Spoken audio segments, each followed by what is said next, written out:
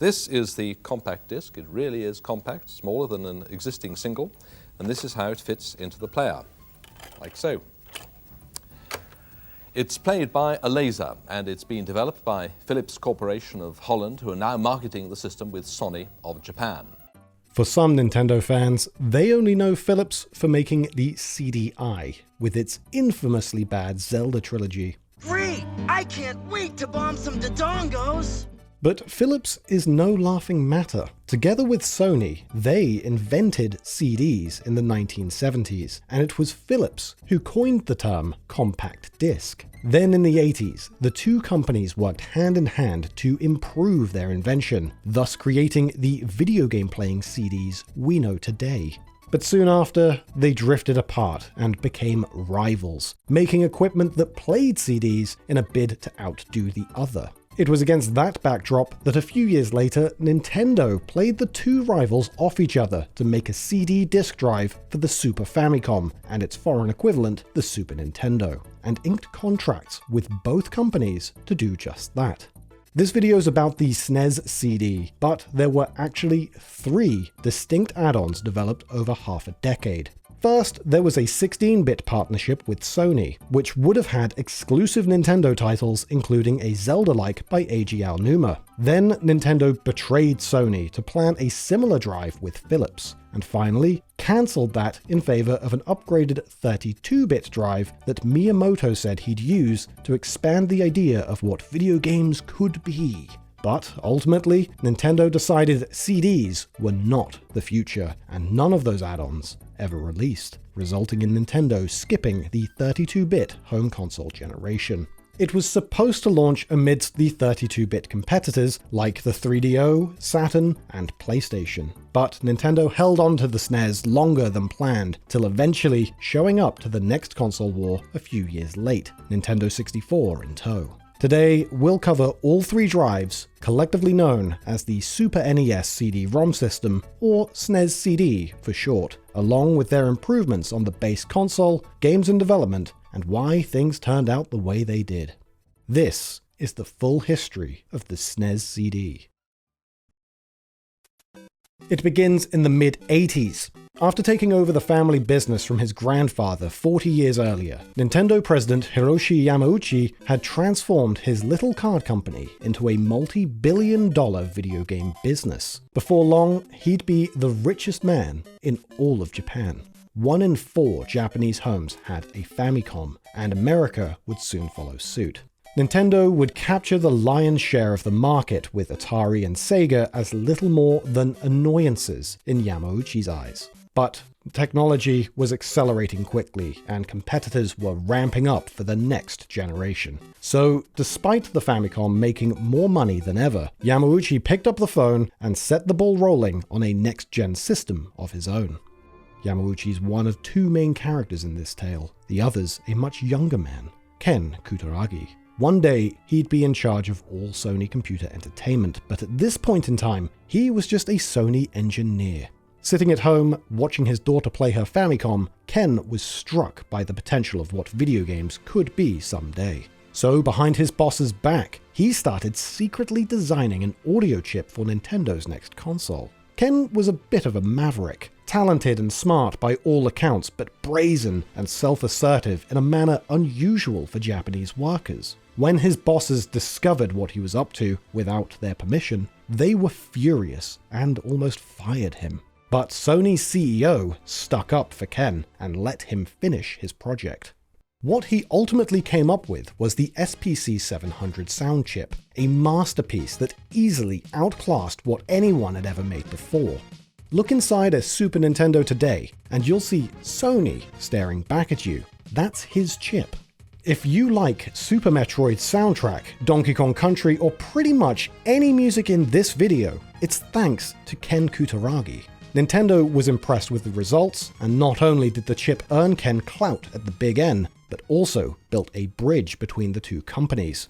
Sony had long desired to get into the games business, dating back to their making MSX home computers back in '83. MSX was home to the first few Metal Gears and other notable games, but failed to gain popularity outside Japan.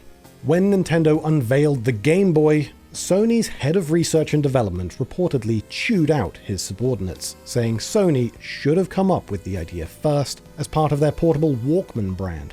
So as the next console generation was heating up, instead of working their way up from the bottom, Sony was keen to partner with Nintendo and gain access to their global customer base. The Famicom got a floppy disk add-on in the last generation, so in 1988, Ken suggested Nintendo incorporate CD technology into their upcoming Super Famicom. A deal was struck, and Ken was appointed one of the primary architects of the SNES CD project. Thanks to their history with Philips, Sony well understood how CDs could revolutionize the gaming industry, seemingly better than Nintendo did. The storage capacity was unprecedented. Every Nintendo game ever released up to that point could fit on a single CD. Super Famicom carts would eventually max out at 6 megabytes of storage, but CDs could hold over 600. Having to design smaller worlds, fewer stages, or cutting content because there wasn't enough space would soon be a thing of the past. Let's skip ahead in time a little to show how that played out in practice. People always say Doom runs on everything, so we'll use that as an example. Doom hit PC in 1993, then got ported to Super Nintendo and PlayStation in 95. On the SNES, they had to cut 5 of the 27 levels because they couldn't fit them all on the cart. In the PlayStation version, they not only got levels from Doom and Doom 2, but they included half a dozen additional maps as well, for a total of 59 levels. That's almost triple what Nintendo fans got to play. And they could have fit even more if they wanted. But often, extra disc space got spent on music. Disc Doom had 35 tracks, while the cartridge version only got 19, and they sounded like this.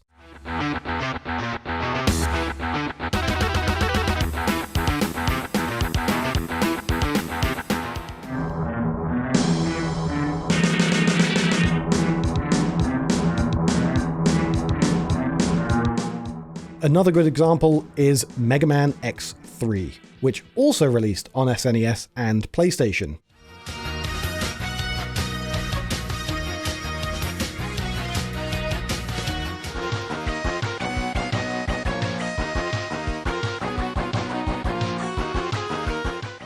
With CDs, you could make more game worlds, fit more music, higher quality audio, and even after all that, there was plenty of space left over for full motion video, if the devs wanted it. Mega Man X3 on CD had cutscenes. The cartridge version didn't. Cheap manufacturing also allowed more games to get made. A CD only cost $1 to make, while carts were closer to 15 or 20. When games are cheaper to make, more get made. It's as simple as that. That's partly why Saturn and PlayStation got so many more games than Nintendo 64. Discs' only real downsides were load times, which cartridges lacked almost entirely. And also that they were read-only, meaning discs couldn't save progress without extra hardware like a memory card. Okay, that's enough getting ahead of the story. Let's head back to the late 80s. The SNES CD used a format called Super Discs, and one often overlooked but hugely important feature was being able to play music. CD players were expensive at the time, and this would be a cheap, competitive alternative. Sony's music division expected the SNES CD would get popular with folks wanting to do karaoke at home, and consumers were largely expected to buy one just for singing karaoke and listening to CDs. Kinda like how years later, a lot of people bought a PS2 just to watch DVDs.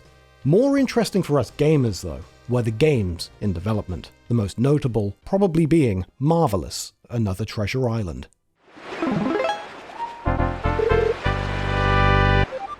It was directed by Eiji Aonuma, who would later become director for the mainline Zelda franchise. Marvelous was a puzzle-solving action RPG in the style of Zelda: Link to the Past, where you play as 3 kids on a mysterious island searching for pirates' legendary treasure. It was originally supposed to include a bunch of animated shorts, but they got scrapped when, spoiler alert, the SNES CD eventually got cancelled. The game ultimately released on a standard Super Famicom cart, only in Japan, where Famitsu scored it 29 out of 40.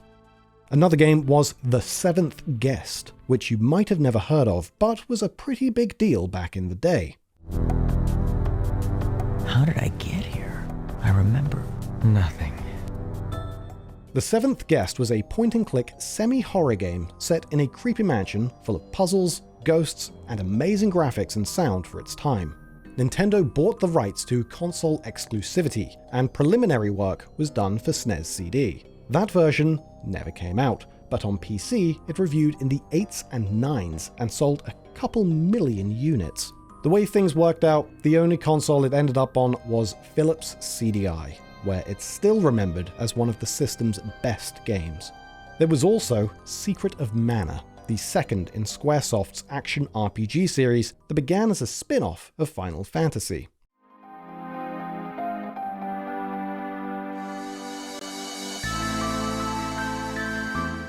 It's about a kid who finds a magical sword and has to journey to 8 temples to power it up as he's pursued by the forces of an evil empire.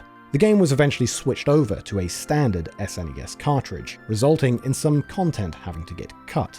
It released to 9 and 10 review scores, but could have fared even better on disc.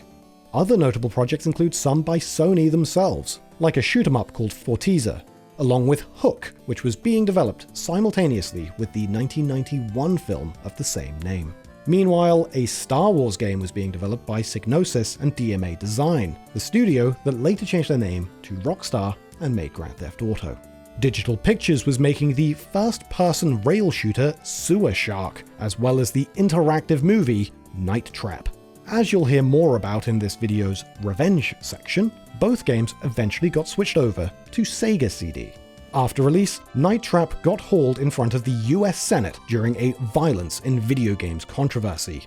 During the hearings, Nintendo of America chairman Howard Lincoln said, "For the record, I want to state that Night Trap will never appear on a Nintendo system. This game, which as you've indicated promotes violence against women, simply has no place in our society." But at that point, he knew Night Trap couldn't come to a Nintendo system, because it'd never work on a cartridge. His promise was later broken, by the way, when Night Trap released on Nintendo Switch in 2018. Alright, we're getting ahead of the story again. Last time, we promise. Nintendo and Sony announced their partnership making the SNES drive in 1990, but at the same time, and unknown to the public, Sony was also developing their own console, the PlayStation. Ken was key architect on this project too, though it was Icelandic physicist Olaf Olafsson who was actually in charge. Don't forget about him, because later on, he's going to be important. But anyway, this PlayStation was completely different than the PlayStation we know today. It was only 16 bits, and for all intents and purposes, just a Super Famicom and SNES CD combined into one machine, and thus played Super Discs and Super Famicom carts. It might sound strange that Nintendo would let Mario, Zelda, and Donkey Kong onto someone else's console, but actually, it was pretty standard back then. In the generation before, Sharp Corporation made the Twin Famicom with Nintendo's permission as a combined Famicom and Famicom disk system. PlayStation was just the next generation of that same idea, a Super Famicom and CD drive stapled together. Nintendo was fine with other companies making these consoles, so long as the contract had favorable terms.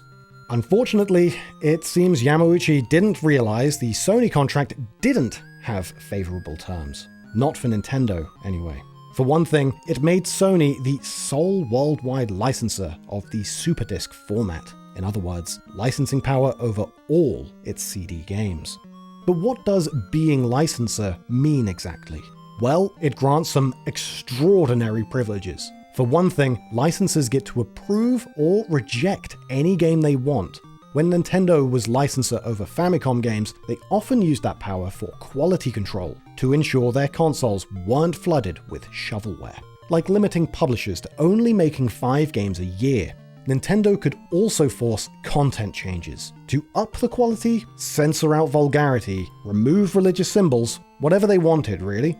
As licensor, Nintendo could also demand that games released on their consoles remained exclusive to their hardware, and demand a cut of every game's sales. Making money on hardware and first-party games was great and all, but taking a cut of everyone else's games too was even better. For example, Enix sold over 10 million Dragon Quest games on Famicom, which is even more than Zelda. That made Nintendo hundreds of millions of dollars. But if Enix put future Dragon Quests on CD instead of cartridge, it'd be Sony making all that money, because they had the licensing rights. Being licensor granted other privileges as well, but you get the idea. It was a guaranteed means of huge profits and lots of power. In the contract they signed, Sony was the licensor for CD games, so in effect, Nintendo had only owned the top half of the Super Famicom, while Sony would have control of the bottom. Same goes for the PlayStation, and it was beginning to look like the bottom half was gonna be more important than Yamauchi initially thought. From a strategic point of view, Sony also had a back door to screwing over Nintendo if they wanted, the SPC 700 chip. Sony was sole rights holder and manufacturer, meaning Nintendo had grown dependent on Sony for making their own consoles. And Yamauchi didn't like being dependent.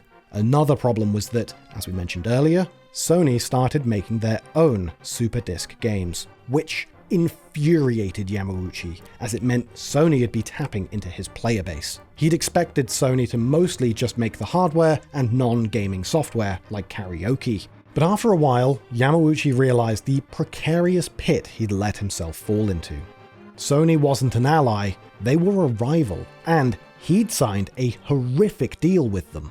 Sony was going to be in a position to win over their customers, take all their licensees, and become the industry's new top dog.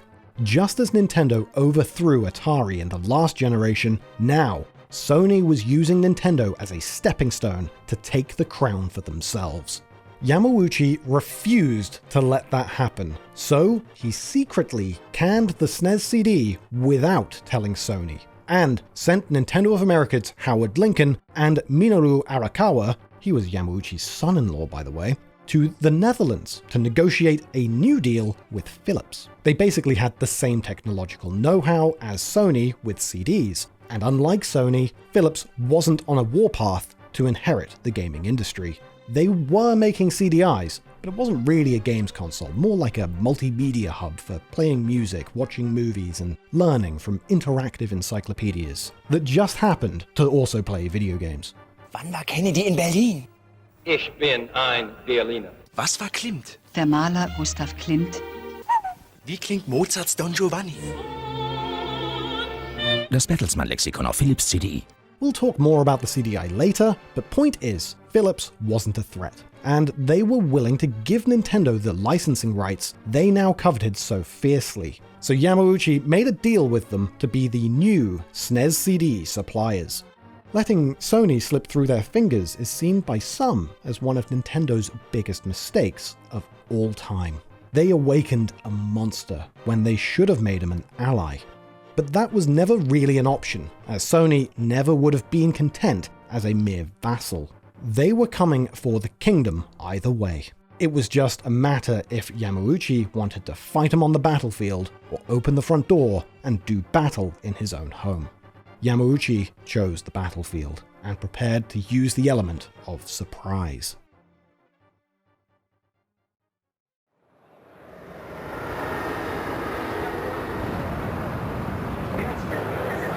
What you want, it's 16-bit, and it's yours only if you get new Super Nintendo. Now you're playing with power.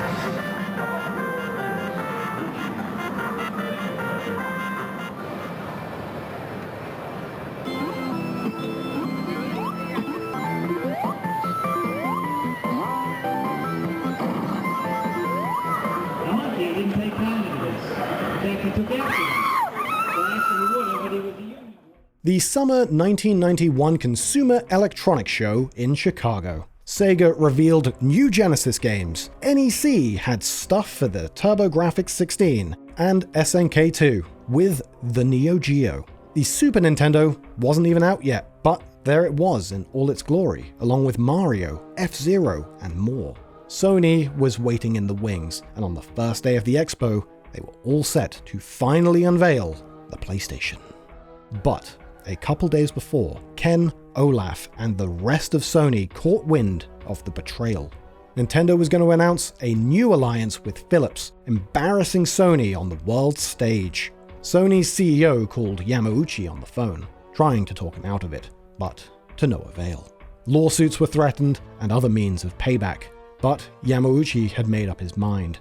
Howard Lincoln recalls, there were tremendous efforts on a worldwide basis to keep that press conference from happening. They gave up on us, but they kept pressuring Philips. Philips, however, was as stone-faced as Nintendo. There was nothing Sony could do. They mulled over cancelling their big PlayStation reveal, but that would have been a complete surrender, giving Nintendo exactly what they wanted. Yamauchi would have liked nothing better than see them tuck tail and run to let Nintendo continue reigning unopposed. So, Sony continued as planned, and on June 1st announced the PlayStation. The next day, it was Nintendo's turn, with everyone expecting Howard Lincoln to affirm their alliance with Sony. But the audience was surprised to hear him announce it was going to be Philips making the SNES CD, meaning its games would not be compatible with PlayStation. They stabbed us in the back, said Olaf. Not only had Nintendo jilted them at the altar, they'd done it with the Dutch. By choosing a foreign company over their own kind, Nintendo had knowingly committed a faux pas in Japanese culture. Sony vowed revenge, but before we continue that plot thread, let's catch up with Philips. This is CDI, Compact Disc Interactive, a new world standard in multimedia home entertainment from Philips Electronics. You might expect to pay over $1,000 for an entertainment system that does this much, but now you can own a Philips CDI player for only $499. Philips was originally supposed to release their now infamous CDI in '87, but ended up delaying it all the way into 1991. Sony actually co-developed the technology with them, but mostly dropped out of the project along the way. Ironically, so they could partner with Nintendo instead. Though it's worth mentioning, Sony did make some portable CDIs called Intelligent Discmans. They were sorta like gigantic Game Boy Advance SPs that played CDI games and music CDs. We keep saying Philips and Sony are rivals, but frenemies is probably a more accurate term. They compete in a lot of the same markets, but occasionally team up when there's a mutual benefit. Big publishers were initially excited about Philips' system, like EA, who formed a development division solely dedicated to making CDI games. But those 4 years of delays soured their enthusiasm. Even still, CDI was ahead of the curve in terms of compact disc adoption, and its visuals were mind-blowing back in the 16-bit era. And look after that body, it's my favourite model, built for speed and pleasure. Don't worry about that. I intend to keep up the maintenance on this model. But ultimately, the CDI didn't get many good titles. Philips' machine wasn't really designed for playing games, so it couldn't handle even simple stuff like screen scrolling very well. As a result, most CDI games try to skate by with good graphics to make up for the lack of fun factor. As we mentioned earlier, CDI was really more of a multimedia machine. Yeah, there were games, but most of the focus was on interactive encyclopedias, accessing the internet, watching movies, and listening to CDs. Philips themselves weren't a gaming company. They made all kinds of electronics like TVs, VCRs, cassette players, and so on. It wasn't until 1994 when sales were so abysmal that Philips pivoted to marketing CDI as a games console to try and reach a new audience. By then, it was too late though. They finally threw in the towel in '96 after selling just 500,000 systems. Sitting here comfortably in the future, we all know the Philips CDI was a mimetic failure, but all that hadn't happened yet when Yamauchi conspired with them to take over the SNES CD project. And besides, he probably wouldn't have cared much about CDI sales anyway.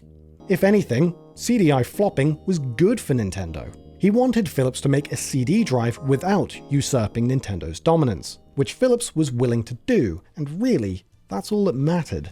6 months after the betrayal, Nintendo announced the Philips SNES CD would launch in January '93 at a price of $200, the same cost as the base console. Nintendo boasted of CD games' giant storage capacity, high-quality audio, full-motion video, and cheap manufacturing.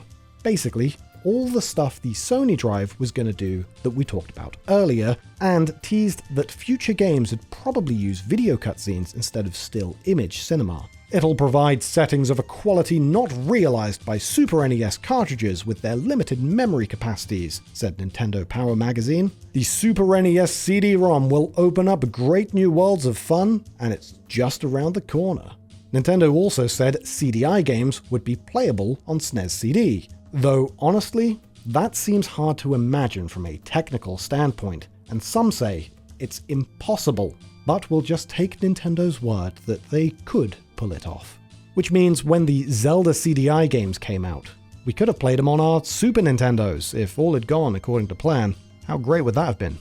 All the new features sounded great, but the drive was still 16 bits. Meaning, aside from FMVs, games were going to look mostly the same as regular SNES titles.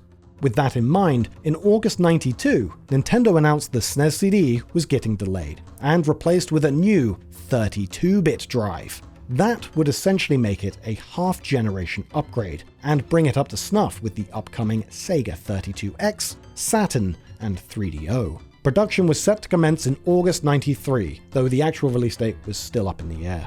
Yamauchi told Japanese press, "If we don't have games showing off the CD-ROM's capabilities, it'll just end up like the last two companies," seemingly alluding to Sega CD and TurboGrafx CD, neither of which set the world on fire. He went on to say the SNES CD would hit store shelves when they had enough games for a suitable launch lineup. Japanese press expected that day to arrive in Christmas '93, or otherwise sometime in '94. It all came down to the games though, so naturally, Miyamoto had his work cut out for him. Nintendo always relied on him for big launch titles to move units back then, and to that point, he told Famitsu, "There are games that are games, and those that aren't. Since it's a medium I've nurtured this far, I don't want to disparage games, but I want to widen the scope more. And we need new hardware like the CD-ROM to realize that vision." Argonaut Games, who just finished making Star Fox with Miyamoto, were working on a Wayne's World game that would include footage from the movie and a lot of heavy metal music. Shigesato Itoi announced that HAL Labs was making Mother 3, the sequel to Earthbound, for SNES CD. Nintendo said that the graphic adventure PC game Cosmic Osmo, probably a remake or possibly a sequel, would be one of the add-on's first releases, with a compact universe of planets to explore. The very first Rayman game was in development over at Ubisoft. Spectrum Holobyte was working on a Star Trek Next Generation game, and Sata Corporation was making a new CD version of GD Lean. As the first RPG ever released on Super Famicom, at this point, the original GD Lean was looking pretty dated. Some earlier projects were still in the cards as well, like The Seventh Guest, which was promoted heavily by Nintendo. And presumably there were more games in development we don't even know about. Things were looking promising for Nintendo and Philips, and gamers were excited for the leap to 32 bits.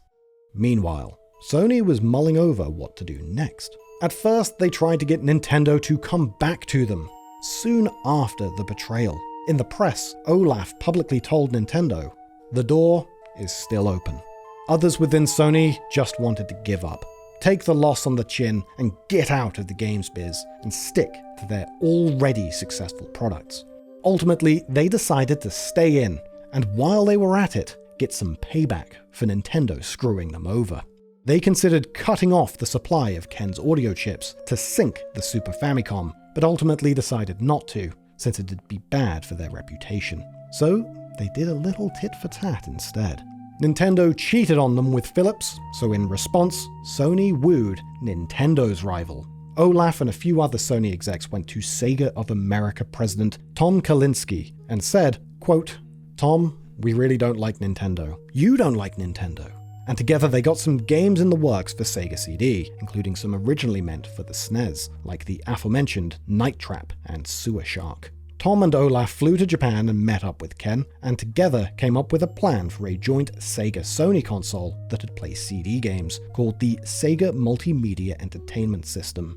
But Sega Japan killed it, saying, "That's a stupid idea. Sony doesn't know how to make hardware. They don't know how to make software either. Why would we want to do this?" Then they dumped Sony and went on to make Sega Saturn without them. Truth was, in spite of everything, Sony just couldn't do much to Nintendo. Howard Lincoln had told the press, "It's safe to say that if we release Super Mario 6 on compact disc, it would not play on Sony's system unless Nintendo and Sony resolve their differences." Sony still wanted PlayStation to play SNES carts too, because at the end of the day, they still wanted access to Nintendo's massive player base. But to include that slot, they'd need Nintendo's approval. So, despite their earlier threats, Sony never ended up suing Nintendo for breaking contract. Cooler heads prevailed and a peace was made. In late '92, a new contract was written up, saying Nintendo would let PlayStation have its cartridge slot. But now they were taking the lion's share of licensing and royalties for themselves. Yamauchi had got what he wanted. Sony went on to produce a couple hundred PlayStation prototypes, but Ken was fed up. He didn't want anything to do with Nintendo, so he got back to tinkering in secret again, till he was ready to pitch his bosses a new PlayStation, which was 32-bit, 3D graphics, and no cartridge slot. Instead of using old tech in inventive ways like Nintendo, this console was on the cutting edge. And while Nintendo and Sega competed for kids, Ken wanted to make games for adults. Sony leadership mostly opposed the idea, but Ken reminded them of the humiliation they had faced from Nintendo, and ultimately, his proposal was accepted. Sony's CEO turned to Ken and said, "Do it," a moment recently immortalized in Astro's Playroom. Sony cut all ties with Nintendo, and Ken, Olaf, and the rest of the team got to work. "At the peak, we stayed up all night for several nights in a row," Ken recalled. "We couldn't stop working because our work was so interesting." Finally, in late '93, Sony announced the PlayStation. They called it the PSX to signal this wasn't the same old product with a cartridge slot. This was a new era for Sony and the entire gaming industry. This was the future. Around the same time, Nintendo dropped a bombshell announcement of their own. The SNES CD was cancelled. Instead, they were going to focus on making a 64-bit system that had come out a few years later, codenamed Project Reality. While Sony's SNES CD went out with a bang, Philips went out with a whimper. There was no drama, no vows for revenge. It just kinda happened. Yamauchi said 32 bits would soon be obsolete, and even if Project Reality came out later than the competition, Nintendo would ultimately win because they had twice the bits. But after 3 years of empty promises, some fans were pretty annoyed. They wanted that half-gen upgrade, often daydreaming of Mario, Zelda, and Metroid CD. But with all those prospects off the table, a lot of them jumped ship to other consoles. After years of hyping up CDs in general, and Philips' drive in particular, Nintendo's official stance was now that CDs sucked. The load times were too long, and CDs were too easy to pirate. And besides, now cartridges could achieve 3D graphics without console add-ons, by inserting Super FX chips directly into carts. And the competitors' CD games, Sega and NEC, proved the format wasn't so revolutionary after all. As Nintendo saw it, they were basically just cartridge games with better sound and more storage than you could even make use of. Super Nintendos were selling well enough already, far better than their CD playing competition, so Nintendo decided to stick with their winning formula. A few months later, in October '93, Philips published Zelda, The Wand of Gamelon, and Link, The Faces of Evil on CDI. They'd already been in development a while, and part of the Philips deal was getting to use some Nintendo IPs, which made some amount of sense considering CDI games were meant to be playable on SNES CD. Unfortunately, both games were terrible, and Nintendo had next to no involvement in their development. With CD-quality music and full-motion video, they bested Nintendo's own Zelda games on a technical level, but fell flat in terms of fun. Check out this epic final battle against Ganon. Join me, Link, and I will make your face the greatest in Kutaragi, or else you will die.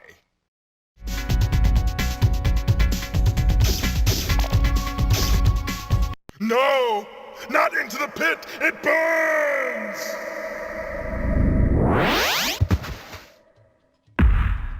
Hotel Mario and Zelda's Adventure eventually followed as the last trickle to come out of the aborted SNES CD project. A year later, in December 94, Sony got a head start and launched the PlayStation. It'd go on to outsell the Nintendo 64 by a 3-1 margin, get 20 times more games, and become the first console to ever break 100 million units. Ken Kutaragi, now known as the father of the PlayStation, was promoted to CEO of Sony Computer Entertainment, Sony's gaming division. Under his leadership, the PlayStation 2 would reach even greater heights, becoming the best-selling console of all time and outselling Nintendo's GameCube 7-1. He was widely expected to get promoted to CEO over all Sony, but ended up getting passed over. Then, after some office politics gone wrong, the rocky launch of the PlayStation 3 and some controversial public statements, he stepped down in 2007. The decision wasn't entirely his to make, despite more than 30 years at the company. Olaf suffered a similar fate, but for him, it was for arguing with Sony leadership over the price of the PS1. They wanted to charge more. He wanted to make it cheap. Join me for a brief presentation. $2.99.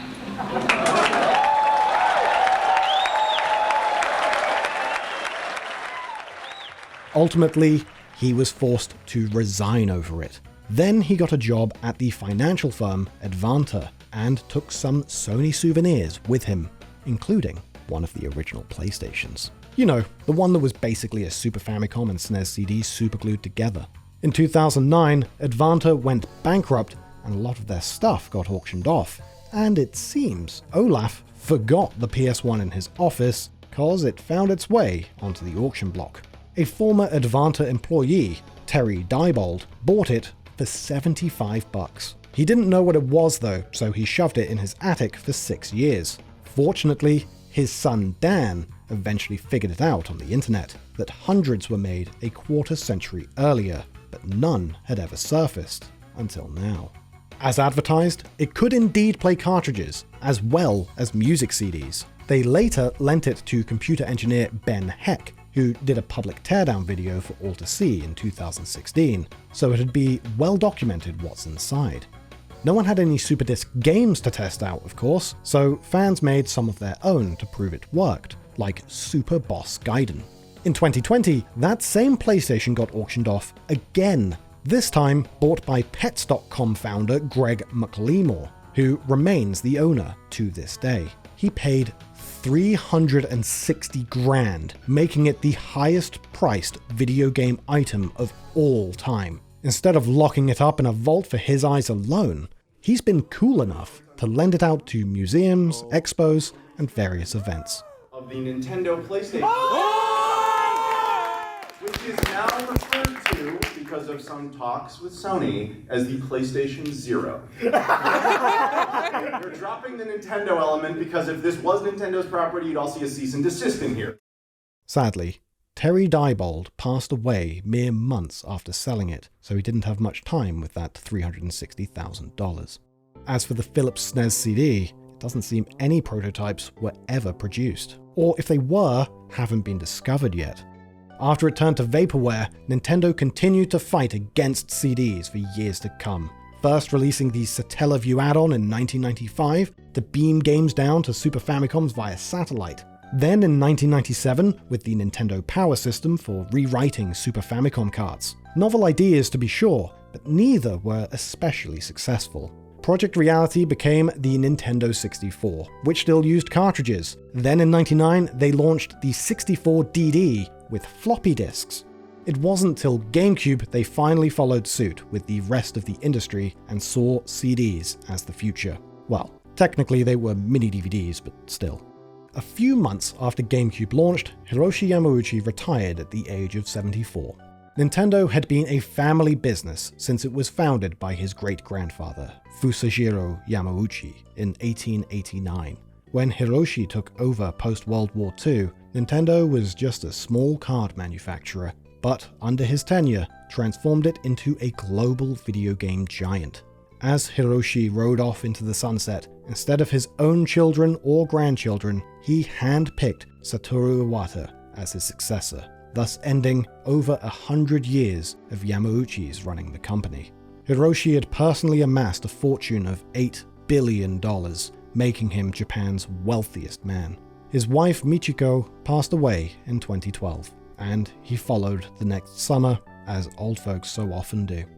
And finally, Philips. After the CDI's failure and the SNES CD's disappearance, they never made a games console ever again. Gamers will forever, for all time, remember them solely for the memes. That said, they're doing alright for themselves. Their stock price is up 1,000% since the CDI days, which is more than can be said for Nintendo and Sony. Sometimes the best thing you can do is just walk away, pick your battles, and live to see another day. Sega could attest to that too. And, well, that's the story of the Super NES CD-ROM system. A promising journey into compact discs and 32 bits that never reached its destination. It began with a Japanese dad watching his little girl play Famicom, and after 5 years of work, only ended up giving us CDI Zelda, Marvelous, and Night Trap, plus a few more games that found their way to other systems. Looked at another way though, you could say, even if it never came out, the SNES CD project ended up shaping the next few console generations, resulting in where we're at today. Something to think about. We'll be back soon to talk about the Satellaview and a few other Nintendo add-ons, so subscribe if you don't want to miss it. We mentioned the Nintendo Power rewrite system and 64 disk drive earlier. We did dedicated videos on both those topics just recently, so if you want to hear all about them, click the videos on screen. Special thanks to our translator Jacob, Luigi Blood, and Raymatter for consultation, and thank you for watching. I'll see you next time.